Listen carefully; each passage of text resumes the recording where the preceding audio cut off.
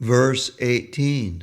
Yada viniyatam chitam atmanyeva bhatistate nispriha sarva kamebhyo yukta ityutate tada. When the steady mind is fixed exclusively upon the self, then one becomes free from all material desires. Such a person is said to be situated in yoga. Verse 19. Yata dipo nibatasto ningate sopamasmrita yogino yata chitasya yunyato yogam atmanaha. Just as a flame does not flicker in a windless place, similarly, the mind of a yogi never wavers in its concentration on the self. Verses 20 to 23. Yatro paramate chitam nirudam yoga sevaya yatra chaivatmanatmanam pasyanatmani tushyati sukhamatyanti kamyattad buddhigrahyam atindriyam beti yatra nachayvayam stitas chalati tatpataha yam labha param labham manyate nadikam tataha yasmastito nadukena gurunapi vichalyate tam vijaduka samyoga viyogam yoga sanjitam sa nischayena yoktavyo yogo nirvina chetashaha. When the mind is restrained and peaceful by the practice of yoga, it becomes detached from material desires. Thus, one can perceive the self and attain happiness. Being situated in this plane of eternal bliss, which is beyond the scope of the mundane senses and obtained through intelligence, one never deviates from reality. Upon gaining this position, one considers that there is nothing superior to this and does not become disturbed even in the midst of the greatest calamities. You should know that this state of being, wherein all miseries are destroyed, is known as yoga. Verse 24. Sankalpa prabhaham kamans chakra sarvam asheshataha manasavindriya gramam viniyam yasamantataha. One should practice yoga with determination and an unwavering mind. In order to practice yoga, one must reject all thoughts that create material desires and withdraw the senses from the sense objects using the mind. Verse 25. Shana shaneru paramed bujadriti grihitaya atma samstam manakritva nakinchidapi chintayet. Gradually, one should still the mind by means of the intelligence, focusing it on the self and nothing else. Verse 26. Yato yato nischalati manas chanchalam astiram tatastato niyam yaitad atmanyeva vashamnayet. The nature of the mind is flickering and unsteady. However, one should always endeavor to control the mind from its wanderings and bring it back under the control of the higher self, Atma. Verse 27. Prashantamanasam yenam yoginam sukhamutamam upaiti shantarajasam brahmabhutam akalmasham. Supreme bliss comes to a yogi who subdues his passions, whose mind is calm, who is free of vice, and who is always situated on the spiritual plane. Verse 28. Yunjam evam sadatmanam yoge vigata kalmashaha sukhena brahma samsparsham atyantam sukham asnute. In this way, through the constant practice of yoga, a yogi who is devoid of material contamination can attain eternal bliss through contact with the Absolute. Anuvritti commentary by Srila Guru Maharaj. Control of the mind is quintessential for the practice of yoga. The problem arises due to the very nature of the mind itself. The nature of the mind is flickering and unsteady. It wants to wander here and there from one sense object to the next. Even in sleep, the wandering mind is active. But Sri Krishna says that the yogi must always endeavor to bring the mind under control of his higher conscious self. This is indeed the foremost challenge that a yogi faces. In some Western philosophical systems, the mind is conceived of as the self, but this does not hold true in yoga. In yoga, the mind is called the sense within. The senses of the body, like sight, sound, touch, smell, and taste, are engaged with external objects, and the mind acts as the faculty that ultimately makes sense of sensual experiences, the sense within. But in yoga, the self is conceived of as a transcendental substance that exists independent of the mind and body. Therefore, according to the knowledge of yoga, the self survives the death of the body and mind. It is something completely different. There are many external practices within the yoga system, such as fasting and living in a secluded place, that help to control the mind. But owing to the nature of the mind being like the wind, these external methods frequently fall short of the mark. However, in the Bhakti yoga system, it is recommended to control the mind by mantra. The word mantra originates from two Sanskrit words, mana, the mind, and trayate, to control. By engaging the mind in the process of hearing and chanting mantras, and especially the Maha Mantra, the great mantra for delivering the mind, the wandering mind becomes steady in the self. The Maha Mantra is a direct sound representation of the absolute truth, Sri Krishna. As such, the Maha Mantra is both all-powerful and all-attractive. The power of the Maha Mantra removes the ignorance that covers the real identity of the living being, and the all-attractive nature of the Maha Mantra fills the heart of the chanter with inconceivable ananda, supreme spiritual bliss. Chanting of the Maha Mantra to control and steady the mind has been highly recommended for these reasons. Verse 29. Sarva bhutastam atmanam sarva bhutani chatmani ikshate yoga yuktatma sarvatra samadarshanaha. One who is connected to the Supreme sees all things equally and perceives the Supreme in all living beings and all beings within the Supreme. Verse 30. Yomam pashyati sarvatra sarvam chamai pashyati tasyaham na pranashyami sachame na pranashyati. For one who sees me in all things and sees everything within me, I am never lost, and they are never lost to me.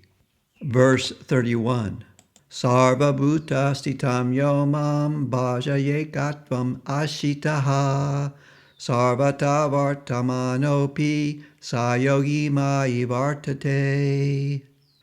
The yogi who venerates me with the knowledge that I am situated in all living beings as the superconsciousness abides in me in all circumstances. Verse 32. Atmalpamyena sarvatra samam pashyate yo Arjuna sukham vayadi vadukam sayogi paramo mataha.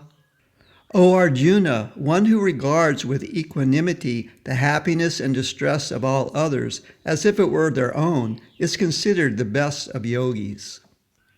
Verse 33.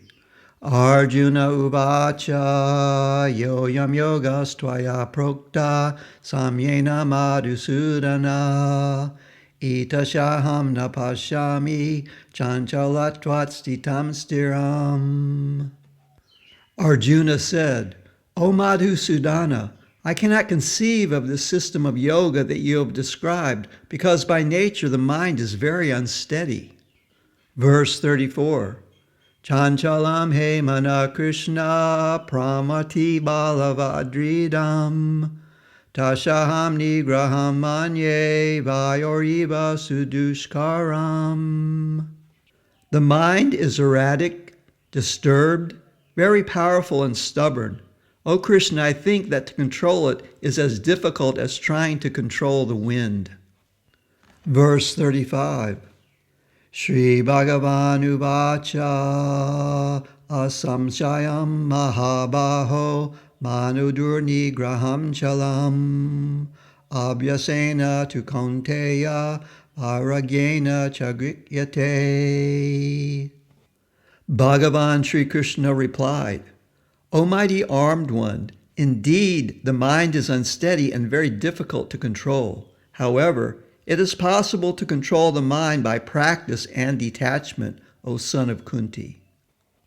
Verse 36.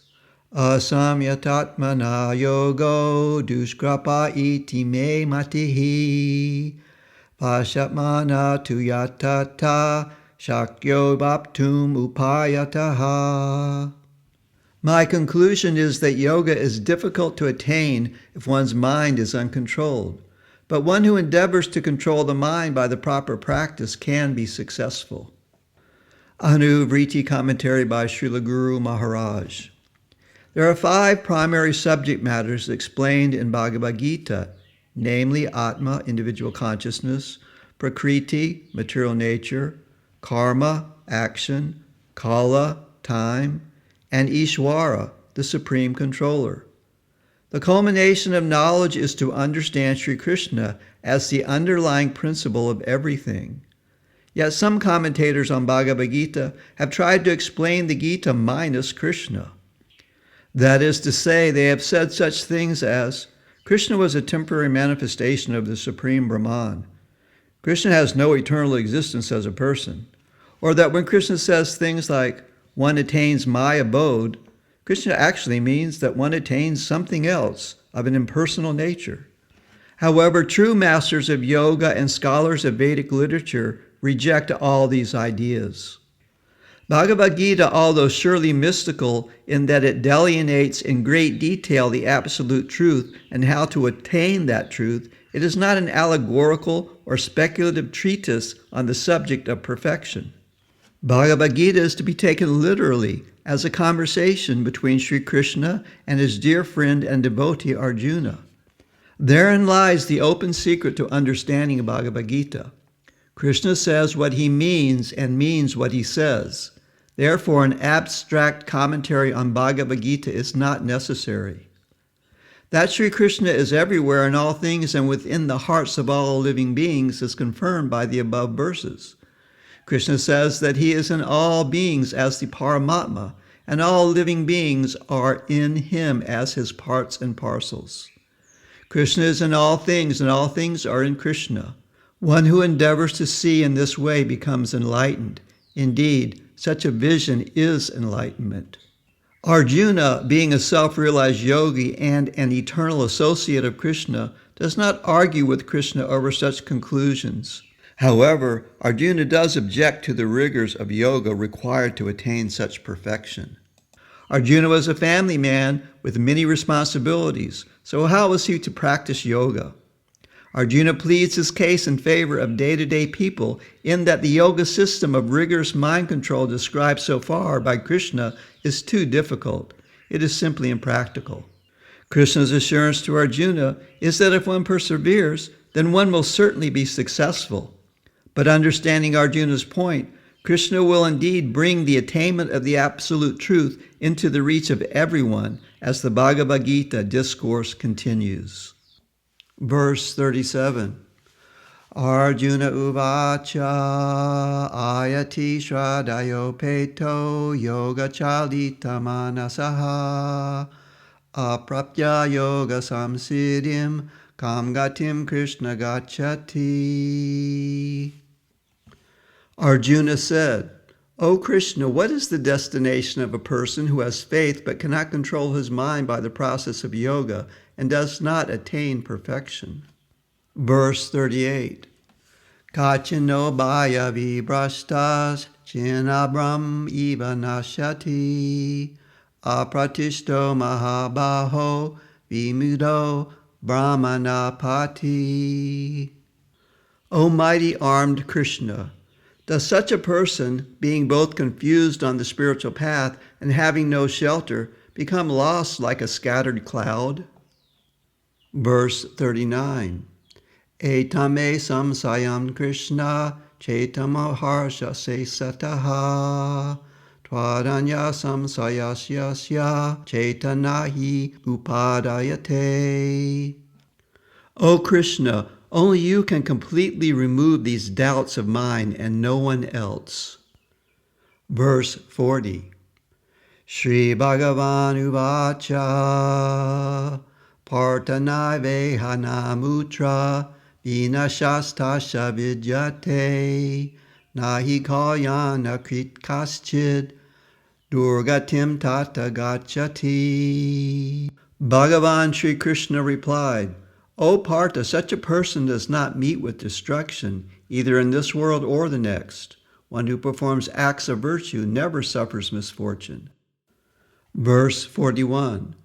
Praptya punya kritam lokan usitva shashvati samaha shuchinam srimatam gehe yoga brashto bijayate. One who falls from the practice of yoga attains the celestial planets of the pious and dwells there for many years. Thereafter they take birth amongst humans in a noble and prosperous family. Verse 42. Atava yoginam eva kuli bhavati dimatam etade durlabhataram loke janma yad idrisham. Otherwise, they may be born into a learned family of yogis. Certainly such a birth is rarely achieved in this world. Verse 43. Tatra tam buddhisam yogam labhate purva dehikam yatate chatato bhuya samsidau kurunandana. O descendant of Kuru, regaining their knowledge of yoga from previous births, they again endeavor to attain success. Verse 44. Purva bhasyena tenaiva hriyate yavaso pisaha jignasurapi yogasha shabda brahmati vartate. Due to the practices of their previous life, they are automatically attracted to the yoga process. Simply by inquiring about this system of yoga, one transcends the rituals of the Vedas. Verse 45. Prayatnat yatmananastu yogi samsuda kilbisaha aneka janma samsidas tato yati param gatim. By sincere endeavor, the yogi is then purified of all contamination and achieves perfection after many lifetimes. He attains the supreme destination. Verse 46. Tapas vidyo diko yogi janibyo pimato dikaha karmibhyascha diko yogi tasmad yogi bhavarjuna. Such a yogi is superior to the tapasvi, one who performs severe penances, the Gyani, one who tries to achieve the absolute by intellectual pursuits, and the karmi, one who tries to attain salvation by performing Vedic rituals. This is my conclusion. O Arjuna, therefore become a yogi. Verse 47. Yoginam api sarvesham madgatin antaratmana Shraddhavam bhajate yomam sameyukta tamo mataha. I consider the best of all yogis to be the Bhakti yogi, who abides in me, who meditates upon me, and who worships me with firm faith. Anuvritti commentary by Srila Guru Maharaj. Arjuna's questions in verses 37 and 38 are very critical for our understanding. Arjuna wants to know what happens to one who practices yoga for some time, but for some reason or another does not become completely self-realized and gives up the body at death without having attained perfection. What is the destination of such a person in the next life? The first thing to note here is that Arjuna is aware or completely convinced that this one life is not the all in all. As Sri Krishna has said previously, we have had many lives in the past, and we will have many in the future. Therefore, Arjuna wants to know of his fate or that of anyone who practices yoga but does not reach perfection. What will be the fate of such a person in the next life? Krishna's reply is that of the all-knowing, omniscient Supreme Being. Krishna says that for the yogi, there is never any loss. If one does not achieve perfection in this life, then in the next life one will be born in favorable circumstances and begin the process anew.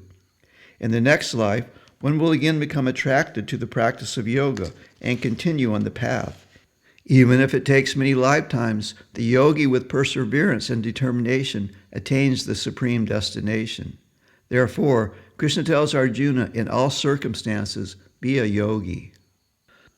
Om Tat Sat Saditri Sri Mahabharati Shatta Sahasriyam Samhihatyam Vayasikyam Bhishma Parvani Srimad Bhagavad Gita Supani Satsu Brahma Vidyayam Yoga Shastri Shri Krishna Arjuna Sambade Dhyana Yogo Nama Shasto Dhyayaha. Om Tat Sat. Thus ends Chapter 6, entitled Dhyana Yoga, from the conversation between Sri Krishna and Arjuna in the Upanishad known as Srimad Bhagavad Gita, the Yoga Shastra of divine knowledge, from the Bhishma Parva of Mahabharata, the literature revealed by Vyasa in 100,000 verses. Okay, so we end Chapter 6, and in the next segment, we will begin Chapter 7, Jnana Began Yoga, the yoga of knowledge and realization.